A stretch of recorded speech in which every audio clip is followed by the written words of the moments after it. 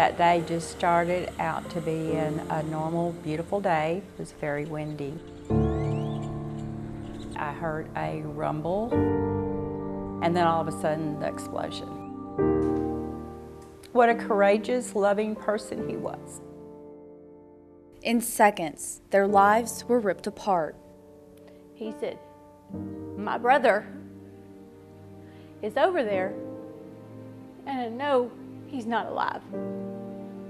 Deep in their hearts, the Pajovskis knew Joey rushed to help. It was who he was. It just all sunk in that Joey was gone. And one by one, that painful realization swept through West. Knowing their sons, brothers, fathers would do anything to save the town, they knew their loved ones, like Buck Upmore, wouldn't be coming home. Pretty well sunk into us, a few of us pretty early that night that he was gone. It was just a story that doesn't need to be forgotten.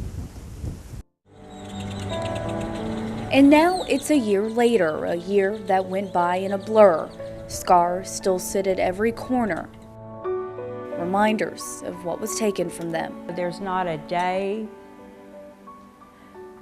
or a minute that goes by that we don't think about Joey. Each family of the fallen honor them differently. For Carolyn, it means making sure Joey's son Parker knows the hero his father was. This was the last picture that we ever took as a family. And filling her home with Joey's smiles. I do have a lot of pictures. For Dwayne Upmore, it means visiting the West Arena Buck loved so much.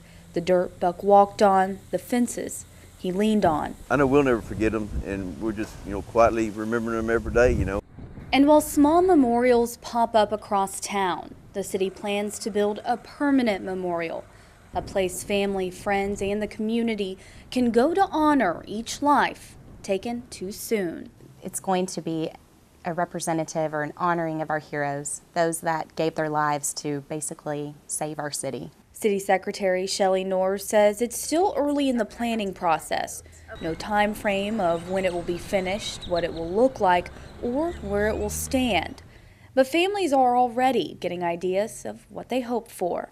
I would love to have water going in there, just someplace that you can just sit there and just relax and bring back the memories that we had. Now, this makeshift memorial sits in front of the explosion site, but family members like Carolyn wish the real memorial could actually go on the property where her son Joey and others were killed. I think those grounds are sacred grounds. That's where the bodies were.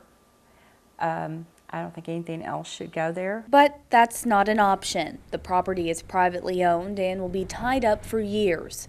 So the next best thing, Carolyn says, and a site the city is looking at, is the park. Be able just to sit there and breathe and just know that right across the railroad tracks, that's where his last breath was. No matter how big, expensive, or grand this memorial may be, it will never be enough. I miss him dearly, but our satisfaction is that he gave all. And regardless of when or where the memorial will be built, each of these men will forever be remembered as heroes who paid the ultimate price for the town they loved.